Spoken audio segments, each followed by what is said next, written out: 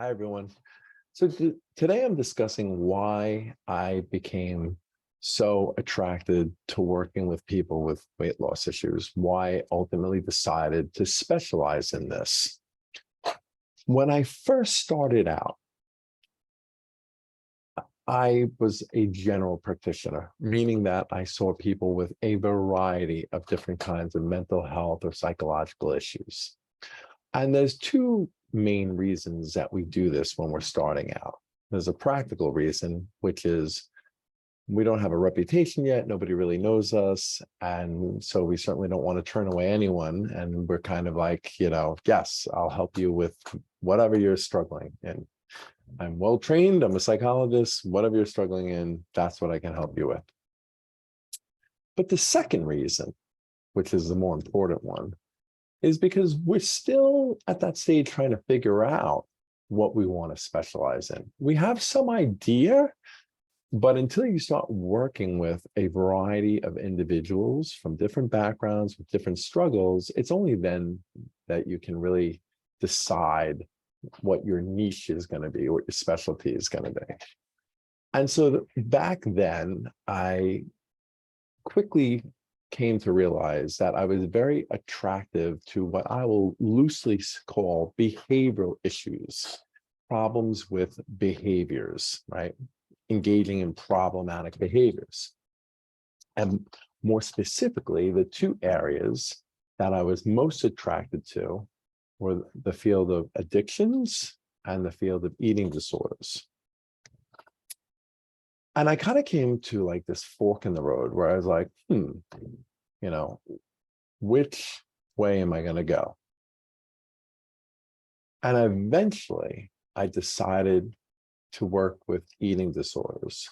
And the reason was because there was this undeniable obstacle that people with eating disorders had, that people with addictions, those kind of traditional addictions, the ones that come to mind when we think of addiction, drug abuse, alcohol misuse, gambling addiction, sexual addiction. And the main obstacle that people with eating disorders had, that people with these more traditional addictions didn't have, was they didn't have the luxury of being abstinent. They didn't have the luxury of just saying, hey, I have this unhealthy relationship with food. Food is an issue for me. I'm going to eliminate it from my life. And that really fascinated with me. And that then became a springboard for going back to the field of addiction and coming, with this new perspective to help people with addiction. Because what I quickly came to believe was that if people with eating disorders don't have this luxury of abstaining from food, what they have the issue with, then why can't people with addictions also learn to have a healthy relationship with whatever substance, thing, behavior they had an unhealthy relationship with? In other words, people with eating disorders have to learn to have a healthy relationship with food. There's no other way around it. We need food for survival. But through my work with people with eating disorders, and then eventually taking, that experience of working with people with those issues, and then going back to the field of addiction, applying it to those people and saying, hey, I'm going to use the same approach that I learned with people with eating disorders to help them establish a healthy relationship with food, to help these people, if they choose, because they do have the luxury of abstaining. And there are many people that I worked with who had an addiction that came to the conclusion that it's just easier to abstain. But for a large proportion of the people that I worked with, they were able to learn how to have a healthy relationship, or a much healthier relationship, with this substance or thing that they had a problematic relationship with. And it really was a new approach. And now, this approach is starting to catch on, and there's a lot more practitioners in the field that are now coming from this premise that, it's not a disease necessarily, or it's not something that you can't ever change, because, if you've had an issue with this thing, then you'll always have an issue with this thing. We're starting to be a lot more flexible, thankfully. So I was very innovative back then. And I think it really, really was a refreshing approach for a lot of people. So now I find myself being innovative again, but this time, not really so much by choice, just by happen chance. What really got me into this field of weight loss is because, having gone from eating disorders, and when I'm talking about eating disorders, I'm talking about bulimia, anorexia, binge eating disorder, which are different than overeating. They're called, they're considered clinical conditions. And I'm going to get back to that term. So, having worked with people with eating disorders, and then moving over to the field of addiction, I started to realize that there is this other category of people that struggle with a food dependency issue, or dare I say, a food addiction. But food addiction is not listed anywhere in the DSM-5. And the DSM-5 is a manual that we use as mental health practitioners to diagnose people with a large variety of psychological disorders and issues. I mean, any psychological disorder you can think of is in that book. Guess what's not in there? Food addiction. And so I started to realize that this is a real condition. And the reason why I realized this is because at the time, I had been struggling for a long time with weight loss. And I really wondered why it was so difficult for me to lose weight compared to other people that seemed to be able to say, oh, I'm a little overweight. I gained 10, 15 pounds. I gotta nip it in the bud, and they'll go on a plan, and voila, the weight just came off. They just decided to do it. And sometimes they'd wait a period of time, say like, yeah, I know I gotta get rid of this weight, but they weren't bothered by it. And sometimes it would be months before they did anything about it. But when they finally made up their mind, they did something about it, and that was it. And before they made up their mind, they were okay with this. It didn't bother them like it bothered me. And it bothered me because I didn't feel like I had control over it. I didn't feel like I could be successful over it.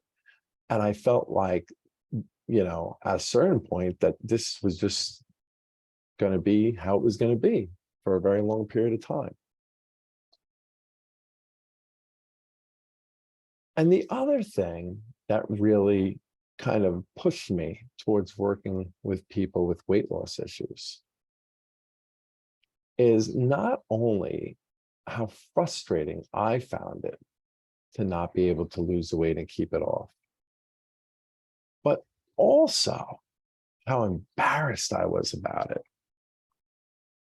And this was very different from, let's say, other types of addictions that can be hidden, right? If you have a drug problem, you can hide that. If you have a drinking problem, you can hide that. Sure, when it progresses to a certain point, you may not be so adept at hiding it anymore. But before it gets to that drastic extreme, you can hide it. You have a gambling problem, you can hide it. It's not visible to people unless, of course, you're coming into work drunk, et cetera, and it gets to that level.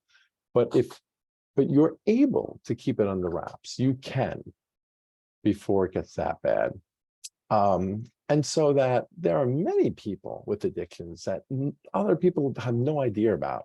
Their work colleagues have no idea about it. Their family sometimes has no idea about it. Sometimes even their friends don't know about it. And they can hide it. They go on dates. Their dates have no clue. There are a lot of these things that can be hidden. Sexual addiction, especially when it's being expressed with pornography and that kind of thing, it can be hidden. Video game addiction, it can be hidden. But there is no hiding a food addiction. There is no hiding a food addiction. And even some of the traditional eating disorders, right? Like anorexia, where you're very, very thin and underweight, a lot of times that can be hidden to a degree in terms of, the clothes that they wear, the oversized clothing that they tend to prefer to hide their, appearance. People with bulimia that purge, a lot of times do that in private, and they're very good at doing that in private. And their binge episodes as well. But people with food addiction who overeat, that is visible. And it's like it's on display for everyone to see. How many times have you seen a really overweight person, and maybe you were even the one to make the remark because they're much heavier than you, or you were with a friend or a family member and they said something like, "Oh, look at that person. Like, how do you let yourself go like that? I mean, my gosh, that just shows no willpower, no self-control whatsoever. I mean, it's just pathetic." It's visible for people to see. And by the way, that's a really unfortunate tendency that people do quite often when they see very overweight people. It's very unfortunate.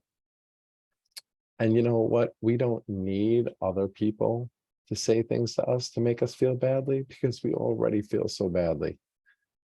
But then on top of it, to be on display, like imagine you were somebody with an alcohol addiction and you had this tattoo on your forehead that said, "I'm addicted to alcohol," or "I'm addicted to meth or cocaine," or what have you, or "I'm addicted to pornography or gambling." I mean, that's what it's like for us to be walking around with these struggles and not being able to lose the weight, being on display for everyone. And it was really embarrassing for me because I'm a psychologist. People expect me to kind of have my shit together when it comes to mental health and all that. But the only thing that made me feel a little better about the situation, being a psychologist, which was, now looking back, just a form of denial, is that I could tell myself, "Oh, that's not a clinical condition. It's not like it's listed in the DSM-5. But here's the thing. It is a clinical condition. And one day it will be listed in the DSM-5. Mark my words. Mark my words that the mental health community will one day accept this as an actual psychological diagnosis. There was a time not very long ago, the earlier edition of the DSM did not list gambling as an addiction. There was no gambling addiction in the DSM, and now it's listed. And guess what? They're already talking about including sex addiction, which is not yet listed in the DSM. And that most likely is going to be listed in the next version because they've already been talking about it. It's almost a done deal. And food addiction is going to be included eventually as well. So just because it's not a clinical condition yet doesn't mean it won't be. So for all of these reasons, like the traditional eating disorders, realizing that this is not something we have the luxury of abstaining from. We can't just say we have this issue with food, and so therefore we're not going to eat. We don't have that luxury. And by the way, I'm not trying to minimize the struggles of other people with an addiction, such as alcohol, drugs, et cetera, et cetera. But what I'm saying is, at least they have the option to not do that thing. And that's a nice option to have. We don't have that option, which in some ways makes it more difficult. We have to learn how to have a healthy relationship with food if we want to be truly happy and feel good about ourselves. Someone with an alcohol addiction can give up alcohol and still feel really good about themselves. We don't have that option. Also, my experience working with people with addiction taught me so much about that feeling of being out of control and not being able to manage our behaviors in the ways that we want, not being, in control of our behavior, having these things be in control of us, and how frustrating that can be. And really coming to the conclusion, and this is where I think I'm a bit of a pioneer, really coming to the conclusion that the large majority of people who are overweight and have had these kinds of issues suffer from a food addiction. I don't know very many people who are overweight and don't have some food dependency issue. I'm sure that a few exist, but the large majority of us who have had weight issues have food dependency issues. And this is at the heart of it.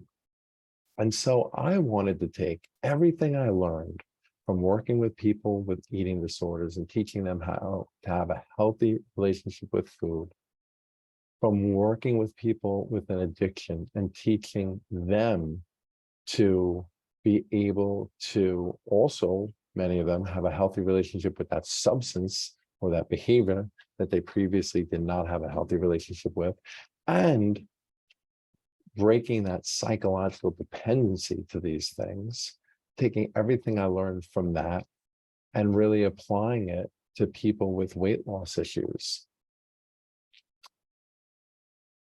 I have done searches online many, many, many times.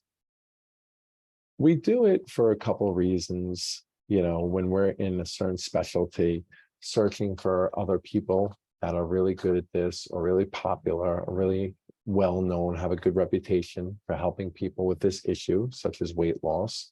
We do it for a couple issues. One is to kind of see how we measure up, like, how are they doing? How am I doing? But the other issue is to be more informed about the trend, like, where is this going? And the trend is a little alarming to me as a professional psychologist. I don't know why there are so few psychologists that specialize in this. And this is where I think I'm a bit of a pioneer as well. I'm one of the very few psychologists who made this his specialty. I don't know why. The only thing I can think of is maybe because it's not a clinical disorder, maybe because it's not listed in the DSM. And as psychologists, we are trained that these are the issues we treat. We treat clinical disorders. If it's in that DSM, we treat it. And there's a practical reason for that too. Insurance companies will not reimburse our services if we are not treating a clinical disorder. We can help someone with anything. We can help somebody with athletic performance, anything, but job performance. But if they don't have a diagnosis that person doesn't get third-party reimbursement.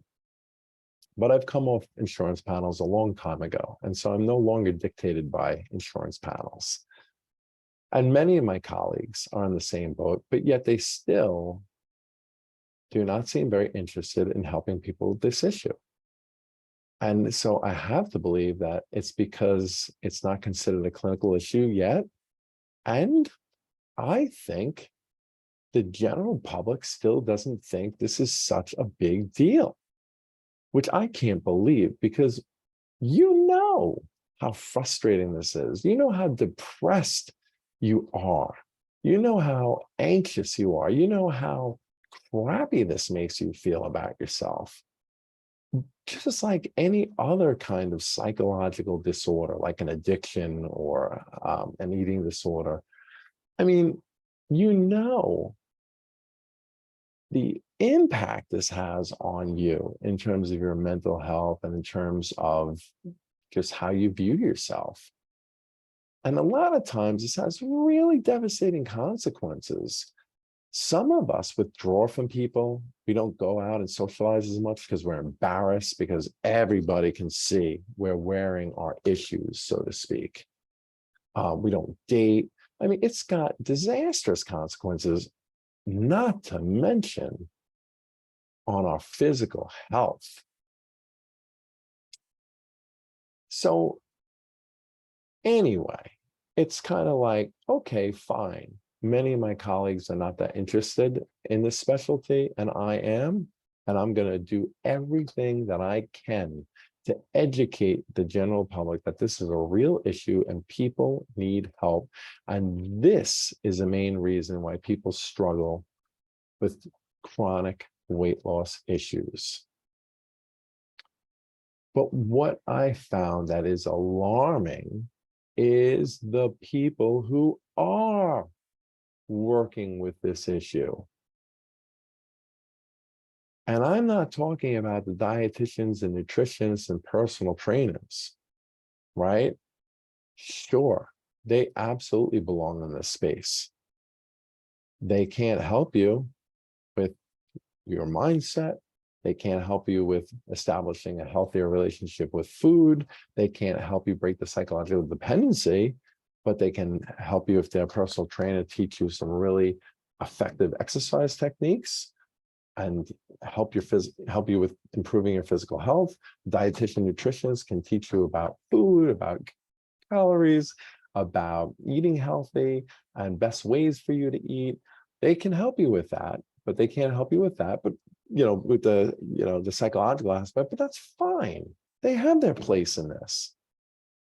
But what drives me crazy is how many of these weight loss gurus, these weight loss coaches that are out there that have no training in any of these areas, no training, formal training in exercise, no formal training in nutrition, no formal training in psychology. And here they are espousing that they are an expert. They can help you with their weight loss. And why are they an expert? Because they had struggles. Having struggles with something doesn't make you an expert, right? What makes me an expert in this is not because I had struggles in this. That makes me even more knowledgeable and compassionate and have greater understanding and empathy. And certainly a greater degree of learning about this issue. But what makes me an expert is my training and how I've applied it to this. And these weight loss gurus are helping people with weight loss, and they have no business. Now, there are a good number of them who do have some training in diet and nutrition. They may not be a nutritionist, but maybe they've done some training in nutrition, diet. Okay, fine. Maybe some of them even do have some training in personal training. Okay, fine. But so often these weight loss gurus are preaching that they know that psychology and mindset has everything to do with this. And they know about that. They know psychology, and they're going to help you with that. They've had no training in that for sure. I haven't found a single weight loss guru or coach that has had any formal training in psychology to the degree that someone like me as a psychologist has. And yet they talk about it all the time. Now, they're careful about it because they don't say psychology often. What they talk about a lot is an unhealthy relationship with food, mindset, um, your mental orientation, your automatic kinds of reactions to food. They use this kind of language because they know they have no business using the real language, which is psychology. I'm not stepping up on my soapbox here to try to tell you that I feel like I'm better than these people, although I feel like I'm better than these people because of my training in terms of this aspect and addressing this aspect. The reason why I'm talking about this is it's almost like I'm putting out a public service announcement. One, to educate the general public that this is a real issue. This is a real significant issue, a mental health issue that needs to be addressed. And two, the people that are addressing at least the psychological aspects, which are the main aspects of this issue, have no training in psychology. And the general public is getting fooled because they're thinking that these people are trained to help them with that part of the equation, the most important part. I am so passionate about this issue because I struggled with it for a long time. It is a big issue because, like I said, everyone can see it. Everyone knows what your struggles are, and that feels crappy. And I know how to fix this issue, not only because I've done it for myself, but because I've done it for many, many people and have figured out that it is the same approach that psychologists use to help people with eating disorders and to help people with an addiction. And this being a type of eating disorder and a type of addiction makes complete sense that the same type of approach would work. And I've also customized this approach in my own style, my own perspective, and my own unique interpretation of how to use these skills best, how they can best serve you. This is Dr. Fields with what I'm calling a public service announcement to really help educate people that this is a big issue that needs to be handled and assisted by people with a training in psychology. And being a weight loss coach, a life coach, does not make you an expert or does not give you the training that you really need to help people with this. This is Dr. Fields. My next video will be back to the same old, but just giving you great strategies and tips for helping you lose weight. But I felt the need to put out a video about this today. This is my PSA for all of you. Take care.